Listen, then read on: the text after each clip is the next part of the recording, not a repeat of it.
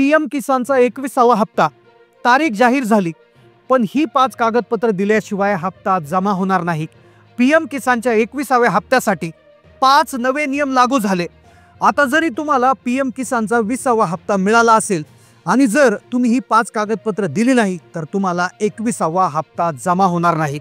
सरकारच्या माध्यमातून पीएम किसानच्या 21व्या हप्त्याच्या 2 वेगळ्या याद्या तयार करण्यात आलेल्या आहे।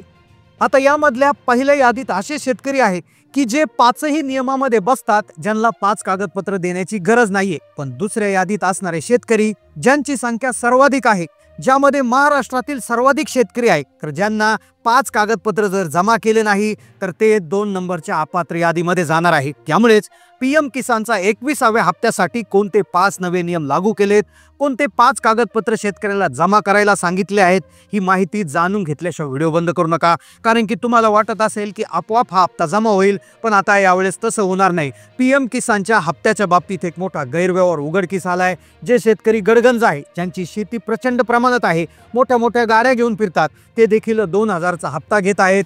तर एका घरात प्रत्येक शेतकरी, प्रत्येक कुटुंबातला सदस्य हप्ते घेत आहेत। यामुळे सरकारने हा कडक नियम घेतलेला आहे, ज्यामुळे जर तुम्हाला 21व्या हप्त्याची जर तुम्हाला पैसे घ्यायचे असेल तर तुम्हाला हे 5 कागदपत्र कोणते, 5 नियम कोणते हे जाणून घ्यावं लागेल। पहा, काही नियमबाह्य शेतकऱ्यांनी लाभ घेतल्यामुळे जे खरोखर गरजू शेतकरी आहे तर त्यांच्या आता लाभावर गदा येणार आहे। त्यामुळे जर तुम्हाला पात्र व्हायचं असेल तर हा व्हिडिओ लक्षपूर्वक पाहत राहा। कारण की सरकारनं आत्ताच 5 मिनिटांपूर्वी घेतलेल्या मंत्रिमंडळाच्या बैठकीमध्ये पीएम किसानच्या 21व्या हप्त्याबाबत नवी नियमावली लावलेली आहे। ही नवी नियमावली काय आहेत, शेतीच्या काय अटी असणार आहेत, कोणते कागदपत्र तुम्हाला जमा करावे लागणार आहे, सगळं सविस्तर तुम्हाला सांगणार आहे। पहा, तसेच बँकांचा एक नवा नियम लागू झालाय। सगळ्या बँकेच्या खात्यात आता हे पैसे मिळणार नाही। काही बँकांचे खाते, जवळपास 8 ते 10 बँकांचे खाते या योजनेमधून अपात्र करण्यात आले आहे। त्याचबरोबर सरकारने आता तुमची पात्रता सिद्ध करण्यासाठी 5 कागदपत्रांची मागणी केली होती। पहा, आजपर्यंत सगळ्या शेतकऱ्यांना सरसकट पैसे यायचे।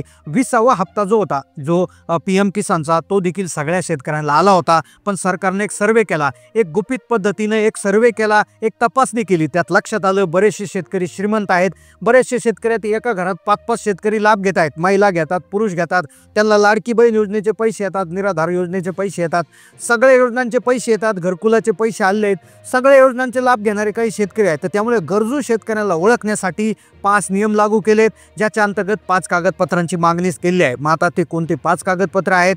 8 दिवसामध्ये तुम्हाला ही 5 कागदपत्र जमा करायला सरकारनं सांगितलं आहे। 21वा हप्ता जर पाहिजे असेल तर तुम्हाला ही 5 कागदपत्र आत्ताच्या आत्ता जमा करा, असं सरकारनं सांगितलं आहे। तारीख देखील जाहीर केली आहे। मग कोणते नियम बदलले, कोणत्या तारखेपर्यंत 5 कागदपत्र तुम्ही कुठून आणायची, कुठे जमा करायची, नक्की लक्ष देऊन तुम्ही आता पाहत राहायचं आहे। पहा, पीएम किसान योजनेच्या महत्वात 5 मोठे बदल आता करण्यात आले।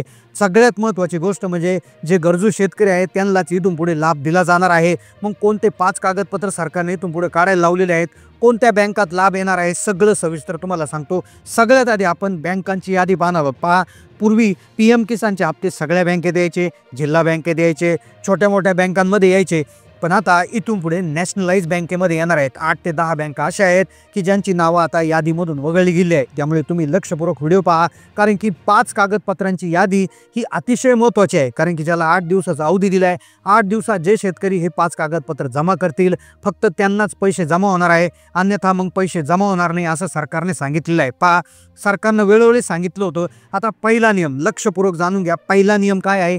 पीएम किसानच्या 21व्या हप्त्यासाठी तो नियम आहे खास करून सगळ्या देशातल्या सगळ्या शेतकऱ्यांसाठी, आणि ज्यामध्ये महाराष्ट्रातल्या शेतकऱ्यांचा खूप मोठा प्रॉब्लेम झालाय। पहा, सरकारने एक कागदपत्र गेल्या 6 महिन्यापासून शेतकऱ्यांना काढायला लावलं होतं। 19व्या हप्त्याच्या वेळेसही सांगितलं होतं, 20व्या हप्त्याच्या वेळेसही सांगितलं होतं, पण शेतकऱ्यांनी त्याकडे दुर्लक्ष केलं आणि दुर्लक्ष केल्यामुळे आता शेतकऱ्यांच्या अडचणीत मोठी वाढ होणार आहे। आता ते कागदपत्र जर इथून पुढे तुम्ही काढलं नाही तर तुमचे हप्ते बंद होऊ शकतात। आता या 5 कागदपत्रांपैकी हे पहिलंच कागदपत्र आहे, आणखी 4 कागदपत्र देखील तुम्हाला काढावे लागणार आहे। त्यातलं पहिलं कागदपत्र आहे, पहा, farmer ID card. Farmer ID card जे शेतकरी आता ज्यांना काढायला लावलं होतं त्यांनी काढलं नसेल तर त्यांच्यासाठी ही खरंच धक्कादायक बातमी आहे। फक्त अप्लाय करून जर तुम्ही बसले असाल, कार्ड तुमच्या हातात आले नसेल, कार्डचा नंबर आला नसेल तर तुमचा पीएम किसानचा हप्ता आता बंद होणार। 8 ते 10 दिवसामध्ये तुम्ही लवकरात लवकर अर्ज करणं आता कामाचं आहे। कारण की पहा, या फार्मर आयडी कार्डवर बऱ्याचशा शेतकऱ्यांची शेती समजते. फार्मर आय डी कार्ड ही पूर्ण शेती त्याच्यावर लिंक करण्यात येणार आहे. तुमचे सातबारे असतील, तुमच्या सगळ्या योजनांचे लाभ आता फार्मर आय डी कार्डवरच येणार आहे. हे फार्मर आय डी कार्ड तुम्ही 8 दिवसात काढलं नाही तर तुमचे PM किसानचे 2,000 तर बंदच होतील, पण तुम्हाला कुठला पीक विमा येणार नाही, कुठली सबसिडी देखील जमा होणार नाही. आता हे झालं पहिलं कागदपत्र. दुसरं कागदपत्र आहे उत्पन्नाची मर्यादा. दुसरा नियम पहा, तुमच्या उत्पन्नासाठी सरकारने एक महत्त्वाची गोष्ट सांगितली आहे. पूर्वी सरसगट काय होतं, फक्त शेतीची अट असायची, 5 एकरपेक्षा कमी शेती असणाऱ्या शेतकऱ्यांना या लाभ मिळायचा. पण आता तसं होणार नाही. तुमच्यासाठी आता उत्पन्नाची देखील अट लावण्यात आली आहे. मग ही उत्पन्नाची अट काय आहे? 21व्या हप्त्यासाठी उत्पन्नाची अट काय असणार आहे? कोणते कागदपत्र तुम्हाला उत्पन्न सिद्ध करण्यासाठी लागणार आहे? सगळं सविस्तर सांगतो पहा.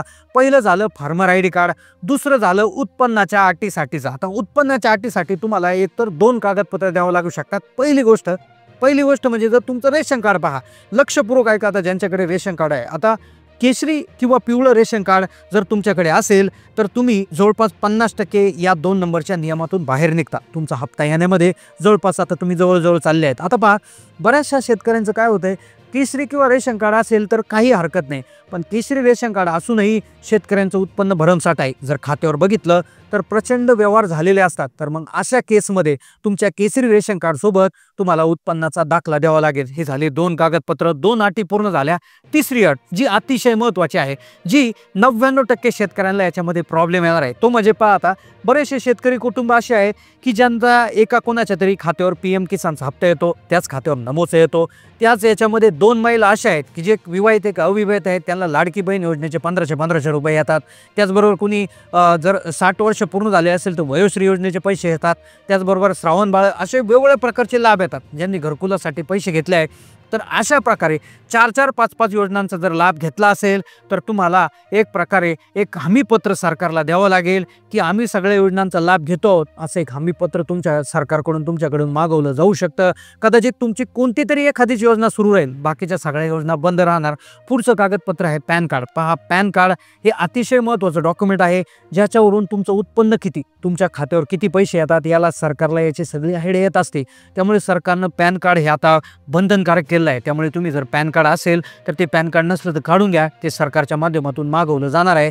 आणि शेवटची गोष्ट आहे आधार कार्ड. आता तुम्ही म्हणाल आधार कार्ड तर प्रत्येकाकडे असतं, पण आधार कार्ड अपडेटेड पाहिजे. आधार कार्ड हे तुमचं बँक खात्याला जोडलेलं आवश्यक आहे. बँक सीडिंग ॲक्टिव्ह असणं आवश्यक आहे आणि बँका नॅशनलाइज बँकेमध्ये तुमचं खातं असणं आवश्यक आहे. तर या 4-5 कागदपत्र, 4-5 नियमानुसार तुमचा PM किसानचा हप्ता आता इथून पुढे येणार आहे. त्यामुळे तुम्ही आता काळजी घ्यायची आहे. आधी सांगितलेल्या सगळ्या गोष्टी तुम्ही क्लिअर करून घ्यायच्या आहे. 5 कागदपत्र तुम्ही जमा करून ठेवायचे आहे. नक्कीच तुमची याच्याकडून मागणी होऊ शकते. हे ऑनलाईन देखील तुम्हाला अपलोड करावे लागू शकतात. तर याची डिटेल नेमकं पुढे येणार आहे. येणाऱ्या 1 महिन्याला 1 तारखेला पुढील महिन्याच्या कदाचित हा हप्ता वाटप होणार आहे. त्यामुळे तुम्ही चॅनलला सबस्क्राईब करून ठेवा, कारण आपण छोट्यातली छोटी, मोठ्यातली मोठी सगळ्या अपडेटची माहिती या चॅनलवर देत असतो. धन्यवाद.